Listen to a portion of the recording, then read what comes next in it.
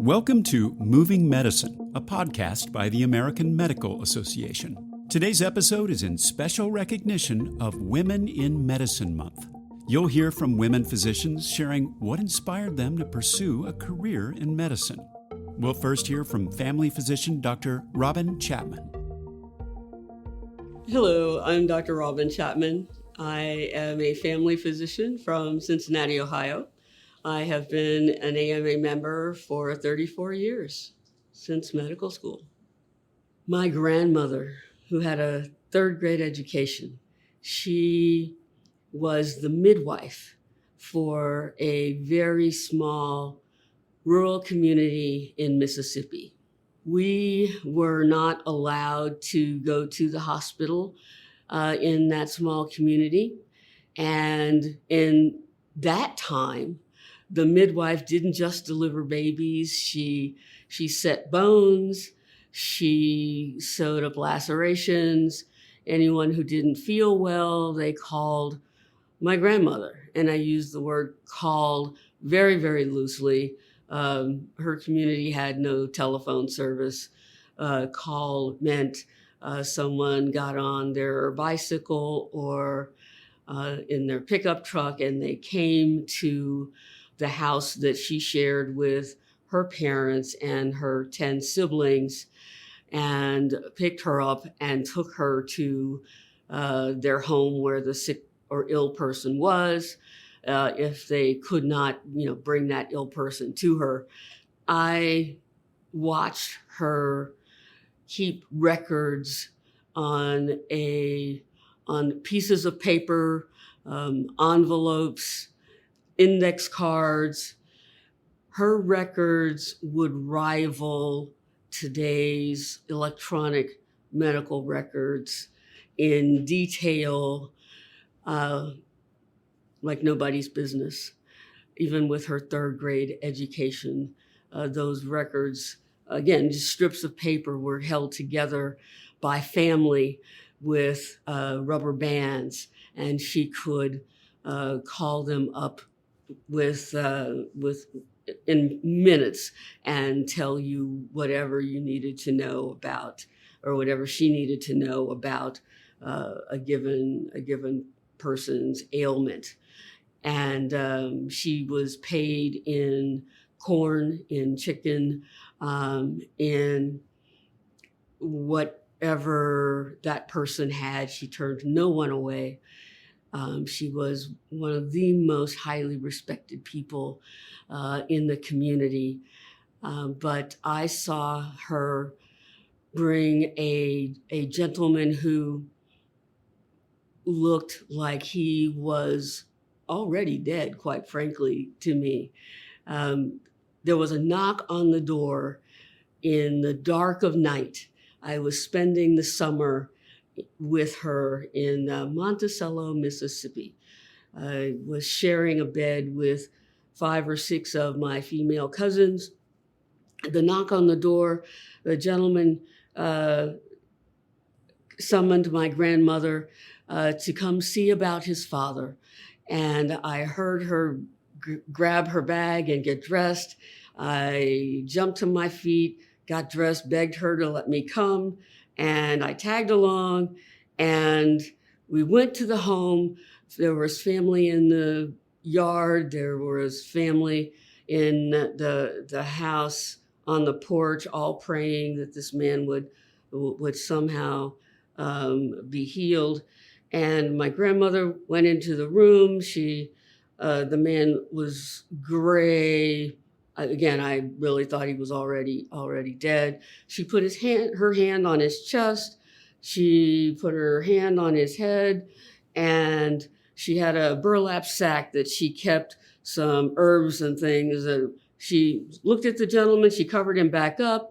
We took the flashlight. We went out into the backyard, and we pulled up some more things that looked like weeds. We took some of the other things out of her burlap sack. She puts different ones of them into a pot, boiled them. She put some of them into some cheesecloth, tied it up. The residue, the precipitant that was in the bottom of the pot, She put that in another cheesecloth, and then the liquid, she had the man with a dropper. She had him drink that. Smeared one of those, some of the precipitant on his chest, and wrapped the rest of it around his neck. And we went home. The next Sunday at church, all the children were required to sit on the front row, so that if we misbehaved, the older women who were sitting in the pew right behind us could, whack us and get us back into well behavior. And we were singing a song, and I heard this voice. It was slightly off key, more than slightly off key, but it was rising above all the rest of the voices. And, as children, we thought that was hilarious. And I'm like, man, he's off key. And why is he so loud if he's off key? So I was able to turn around, and I looked, and it was the gentleman that we had gone to see in the middle of the night. And I'm like, oh my goodness, that's what he looks like when he's not gray? Singing at the top of his lungs, of course, out of gratitude that he, was well. And I looked at my grandmother, and she gave me a very, very small smile. And that did it. I said, I want to know how to do that. That did it for me. I want to know how to do that. And that's why I went into medicine. Now, we'll hear from Dr. Tracey Henry, general medicine internist in Atlanta, Georgia. So what inspired me to pursue a career in medicine? There's so many people, actually a lot of mentors, a lot of people came before me that actually inspired me to pursue a career in medicine. But the biggest person was my sister, who died awaiting a kidney transplant. And she actually first became ill when I was 9 years old. And so I spent a great deal of my early childhood actually in and out of hospitals and watching her in and out of ICUs. And so later she did die waiting for a kidney transplant, and also at a local hospital where there was some issues with access to care and delivery. And so that was my inspiration, and her life and legacy really propels me for a career in medicine. And also addressing health disparities and health inequities, which is why I chose my current practice, where I practice in Atlanta, Georgia. I work at a large safety net hospital with similar populations of the things I witnessed firsthand as a child. Here's Dr. Theresa Kirchgraber, professor of medicine at the Augusta University, University of Georgia Medical Partnership. Yeah, a career in medicine is the most amazing thing. And it probably got exposed because as a first generation college student, medical student, I got exposed through the AHAC program. They had a regional opportunities program in high school that helped kids to learn more about healthcare and being a nurse's aide. And honestly, I did it without any intention of going into medicine, because I thought that being a nurse's aide would help me go to college because I could work at odd hours. And that was the only reason why I was involved in that program. At first, I had no intention of being a physician. A lot of work, a lot of study, and I didn't know anybody who'd ever gotten in. So initially in college, I took a number of different possible options. I only chose one college because it was the only one I could afford. And I thought about careers in many different areas, but found that I kept lacking science. And then I initially decided to be a nurse, and nursing is a fabulous profession. But just that summer before I was supposed to start my clinical nursing studies, one of the nurses that I was working with in the hospital got on my case and said, why don't you apply to medical school? And he didn't like my answers of, I don't think I can get in. And he pretty much yelled at me all summer, really pushed. And I think all of us need somebody like that, who believes in us, who pushes us, who makes us see that it's a potential. And so because Steve Wasserman, Steve, wherever you are, Steve pushed me so hard that summer that I switched my major to chemistry and decided to apply to medical school. And I will be forever grateful that I had him at my back, pushing and kicking me.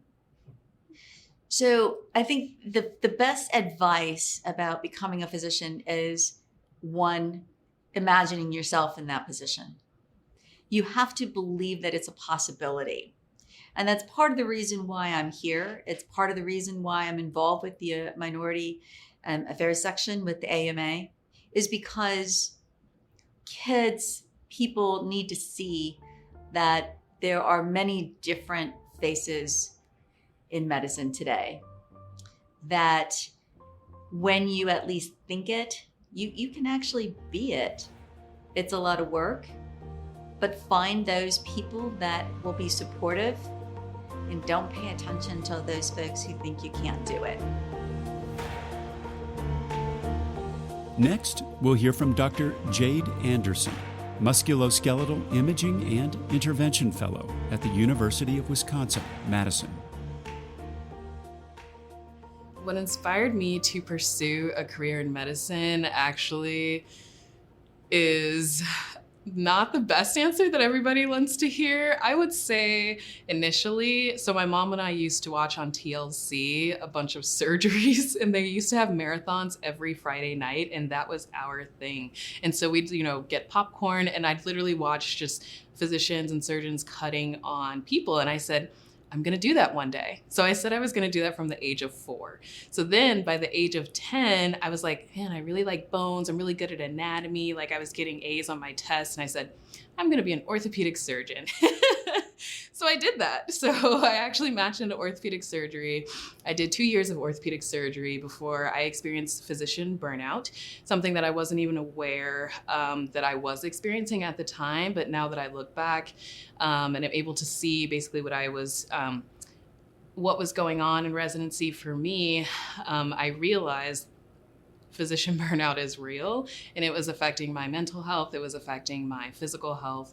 And to the point where I was going to leave medicine altogether and just go to the corporate side of things. I said, I'll get my MBA and I'll become a consultant. They like physicians there. So that was my plan until I spoke to one of my mentors who had switched from orthopedic surgery to radiology.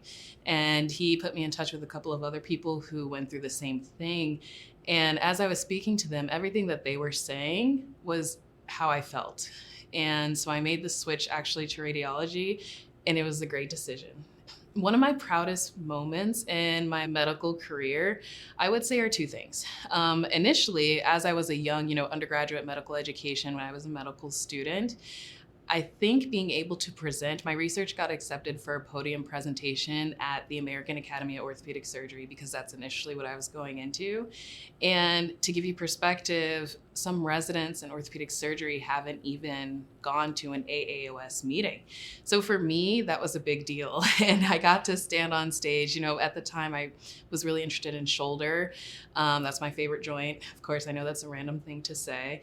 And so I was presenting on my shoulder research and, reverse total shoulder arthroplasties. And you see these big names that you read about, and these big names were there at the meeting. So they're getting up at the mic and arguing about my paper. And I had someone come and challenge me about something that I had presented.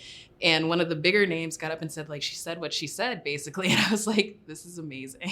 So that was one of my bigger accomplishments, I think, from my undergraduate medical education.